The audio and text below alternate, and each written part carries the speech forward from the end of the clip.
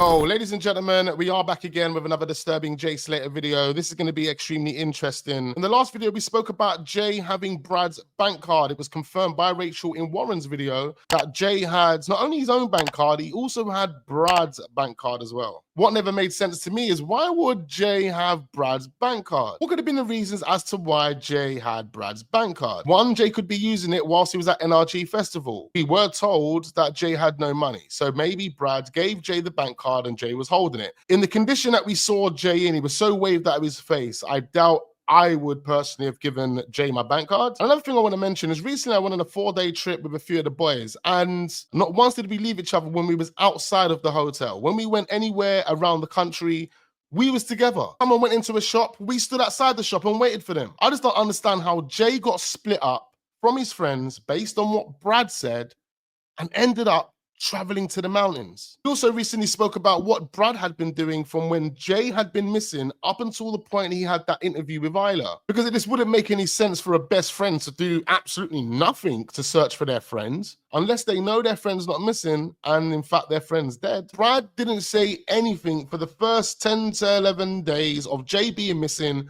until Isla appeared. And as I've said, in my opinion, Isla Traquair was used. For those that haven't seen me debunking the Isla Traquair interview and also debunking the video that we're actually about to look at in a second, for me, Isla Traquair was used. She was used because they needed to recontrol the narrative. They needed to shut down all of the theories. They needed to give alibis to people that needed alibis, including Ayub. And they also wanted to point us in the right direction to where that body actually was. It's funny how in the last video, we realized that Brad had maps. How did Brad have his own map? And of course, Rachel saying that Jay had Brad's bank card just confirms that Brad was there and we might stumble across his bank card. Ultimately, I believe Brad was going to do exactly what Brandon has done, and that's stay silent. I don't even think Brad spoke to the police before he done his interview with Isla, because there's something that Isla says in her video where she's responding to the trolls, and it made me think, hold on, wouldn't the police already have that information? Now, as I mentioned, because of all the theories and the things that were being said online that were close to home, plus all of the things that were being posted in the Jay missing group that was being controlled by Rachel, because it was all coming on top, because it was getting heated up and they were losing control of what was going on, they had to deploy Brad to do that interview because it was leverage. It was taking control of the narrative. There's things in this video that are going to prove they already knew Jay was dead, that Brad potentially never spoke to the police before the Isla interview. It could also prove that the friends were responsible for why Jay wasn't found for 29 days. Now, I don't want to go through this whole video. I have debunked this video months and months and months ago. If you want to see it, I will pin it to the screen and you guys can watch it in your own time. As time's moved on, I've gone back to this video and there's a number of things that stand out to me that I didn't realize before that make a lot of sense today. Let's go to some of the facts and things that are being written about online. First of all, the Snapchat photo by Jay at 7:30 that morning. And I did question this. I'm like, what on earth is this sort of colourful fabric around him? Now, we know, and this is from his friend Brad, who had a phone call with him, and he actually showed him it was the blanket. They'd made up a bed for him in this Airbnb that he was sleeping in. How the hell did Jay show Brad that it was a blanket and they made up a bed for him? So you're telling me that Jay and Brad had multiple calls whereby it was a video call. So more than one call was a video call then? Is that what we're saying? Now this proves that Brad's lying and is covering for someone. Brad's basically saying he showed me the blanket as if there was a video call and he said that they made a bed for him. We're talking about Ayub and Jay that arrived at the Airbnb and Jay put that picture up within 40 minutes. Half an hour later, Jay wants to leave the Airbnb in a rush and confidently walks the wrong way. But Brad confirms that Jay showed him that it was the blanket. And that was all within 40 minutes of Jay being there. But then why would Jay want to leave instantly? How many hours in between that kebab stop and Jay asking for scran could there have been? I mean, if that is genuine, then we're talking hours. Maybe they had the kebabs at 2:30 in the morning and Jay asked for scran at 8 o'clock in the morning. That would make a bit more sense. If they had kebabs at 5:30, more or less, because it wouldn't take that long to get to the kebab shop to then get to the Airbnb, especially if Ayub told us he zooms from Los Cristianos to Mascot in half an hour, it makes sense for that journey from the kebab shop to the Airbnb to take any longer than 10 minutes or 15 minutes based on how long it would take Ayub to get from Los Cristianos to Masca. So the timestamps and the timelines we have for this story, it's mumbo jumbo. It's all over the place.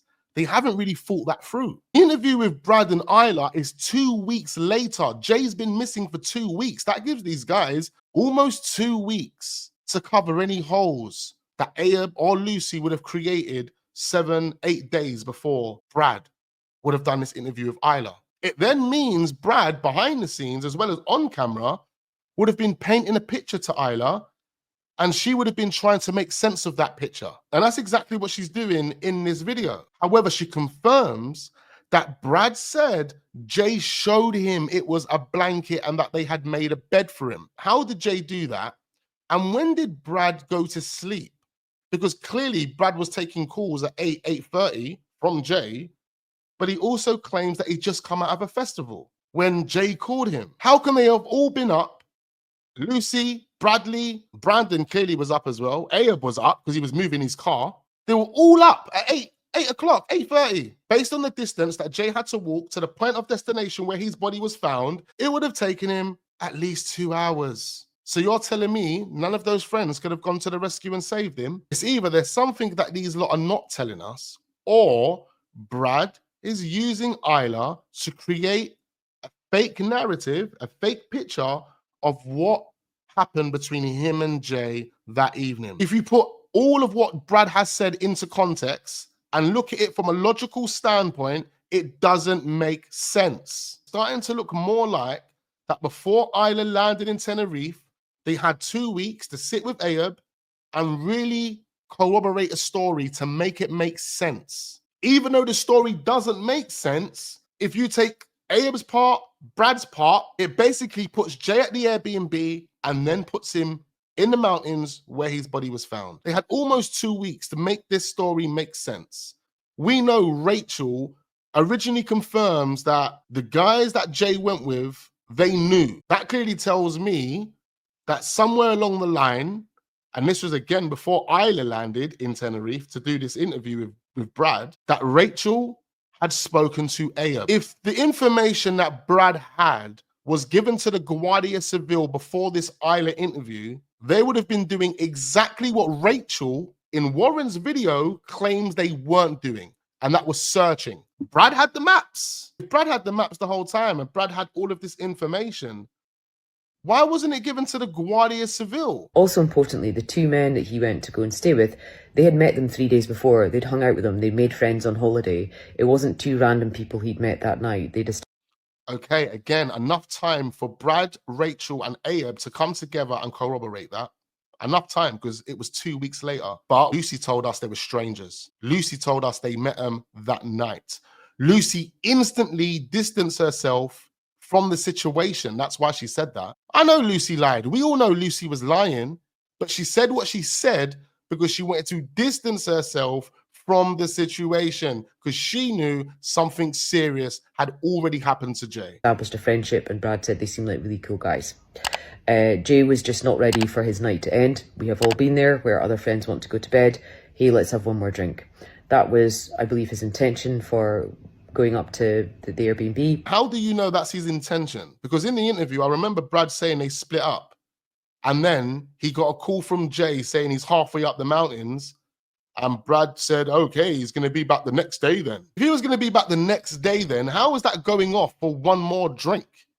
Make that make sense, Isla. Kate to his friends via phone calls or text saying, oh, these guys have just gone to bed. Maybe I'll just come back. Again, we've been here before, and you guys are probably going to see this in the last reaction we've done to this video. But how are you sending texts and messages between your friends saying, oh, these guys are just going to sleep, I'm going to be coming back then? Again, all of this is almost 2 weeks after Jay had gone missing. It gives Rachel, Brad, Brandon, and Abe enough time to come together and corroborate a story that makes sense as to why Jay was at the Airbnb. Remember, they had video footage of Jay drinking out of the Henny bottle. That's a fact. They used that against Mark Williams Thomas and said to Mark, yeah, we were all drinking Henny that night. You were all drinking Henny that night, but it was only Jay on camera drinking out of the Henny bottle. Do we have any other footage that you can prove that others were drinking out of the Henny bottles? If we look at all of the footage of Jay from that night with Brandon, with Brad, with Lucy, do you remember any of them holding drinks in their hand? None of them were holding drinks. The only person that was waved out of their face was Jay. They were holding phones and taking videos of Jay,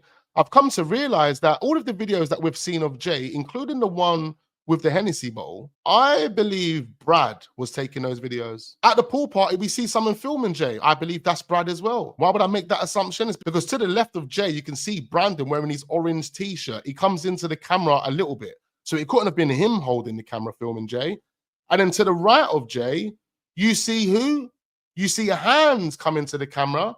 And if you pause the hand, it's Lucy's hand. And it's her left hand. Lucy was wearing white nail varnish and she had a ring on one of her fingers. I can't remember which one it was, but it was definitely Lucy's hand. So that only leaves one person to be filming Jay. If we go back to when Jay was waved in the nightclub, if you look right next to Brandon, Brad is also filming Jay. Not only is Brad filming Jay, but you also see Brandon on his phone, and big up World Entertainment because they got this close-up of Brandon on his phone and you can clearly see Brandon is engaging in a message with someone. Now, of course, we don't know who this message is to, what's being said, but Brandon, while Jay is on the verge of collapsing, is on his phone messaging someone. That night of Jay being waved out of his face is a very interesting night, and there's so much that happened that night that we're not being told about.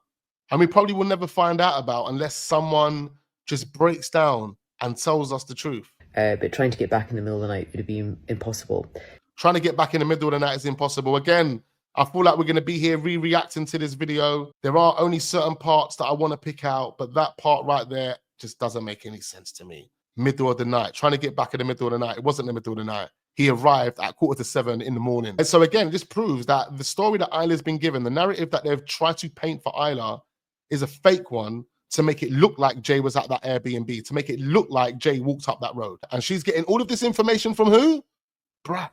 Extremely dangerous mountain road just to even get up there. It's an hour, 45 minutes to an hour drive on very winding roads like a James Bond film. It's really quite scary. You see how long she said it took to get up there? And you're saying on Jay's travels to that ravine, nobody drove past him other than Ophelia. To go up there. But anyway, he is seen by his friend stepping over these white stones. He is seen by his friend, Brad, stepping over these white stones. So not only is Brad saying that Jay showed him the blanket, he's also saying that he saw Jay walk over the white stones. How much did Brad see? Just deep it. How can Brad have seen all of that? He saw the blanket because Jay showed it to him and showed that they made a bed for him. He's describing these stones for us. We know what the stones look like, but she's confirming that Brad saw Jay walk over the stones. If Brad saw Jay walk over the stones, again, based on Jay's point of destination, it would have taken him at least an hour. So again, there's enough time for Brad to get there. There's enough time for Lucy to get there. There's enough time for them to stop him from continuing that walk. But no. Paul Arnott, the experienced climber, yes, he's a TikToker, but he's actually out there. He's working harder than anyone out there. So he's actually changed his focus on where he's going to look based on the information that we got from his friend Brad. So that's to make that make sense. Down the Rapids is now changing where he's searching based on the information that he was given by Brad. But wasn't he given that information by Brad on day one? Remember, this is 2 weeks after. How are you telling me that DTR is now changing where he's searching based on information that Brad gave him? You're telling me DTR was searching the wrong place the whole entire time for at least 2 weeks, or almost 2 weeks, before Brad said, oh, actually, you should be searching over there. Make it make sense. So what the police are doing, they've actually asked to see my report with the interview with Brad, because that will help them. I don't know why they haven't done that, or someone hadn't done that and passed it on before. It's really important to find out exactly where we know for sure he was or could have been at that time. Thank you, thank you, thank you. That indicates that Brad never spoke to the police before he done his interview with Isla Traquair. That proves that he must have never spoke to the police before doing his interview with Isla Traquair, because if he had, the police wouldn't have wanted her report. They wouldn't have wanted the report on what Brad had said to her. This is 2 weeks later. Again, ladies and gentlemen, they kept Brad in the shadows, just like Brandon was in the shadows. Them man never said nothing. The only people that had been speaking at that time was Ayub, Lucy, and a bit of Rachel. They kept Brad in the shadows and they deployed Brad when they needed to deploy Brad. And that's exactly to gain leverage over the public to ensure that all of the theories, all the conspiracies, all of the things that were close to home that were being mentioned in the Jay Slater missing group, that were being mentioned on TikTok, that were being mentioned by certain content creators, they were all shut down. And without telling us where the body was, they indirectly told us where the body was. I actually took Brad's phone and was screenshotting his call log with Jay. Unfortunately, the final call with him was on Snapchat, so it doesn't show on the actual thing, but he remembers it was about 8:30, 8:40 was when he spoke to him last. Again, that makes no sense, because remember, Brad is telling us that he saw the blanket, he saw the bed that they made for him. How did you see that, Brad? It's how did you see Jay stepping over the stones, going off-road? Because the last call you had with Jay was on Snapchat. So what you're doing, FaceTime calls, Snapchat calls, like you're really draining this guy's battery, weren't you? It doesn't make any sense how you're having FaceTime calls, but then you decide to call on Snapchat. Or were the calls that she see in the log fake calls that were being made to Jay's phone? What doesn't make any sense for me is that Isla never questioned that. She never questioned how you saw the blanket. Why wasn't that call done through Snapchat? Why wasn't that call done through Snapchat? Why was the last call, why was that done through Snapchat? Why? Tell me why. And there we have it, ladies and gentlemen, once again proving that these guys have been lying. They've been lying the whole time. Brad was going to stay silent the whole time. They never thought the internet was going to go as wild as it did. After 2 weeks, someone reached out to Isla. She claims it was someone within the family. And then she spoke to Debbie. Debbie trusts her, but didn't do the interview with her. And instead, Brad done the interview. Ladies and gentlemen, I need you guys to comment down below. Let me know exactly what you are thinking. Leave all those comments in the comment section and I will respond to as many as I possibly can. Make sure you hit the like button. Do subscribe to the channel if we are newly watching. Turn your notification bells on so you don't miss out on any future videos. And I look forward to seeing you guys on the next one.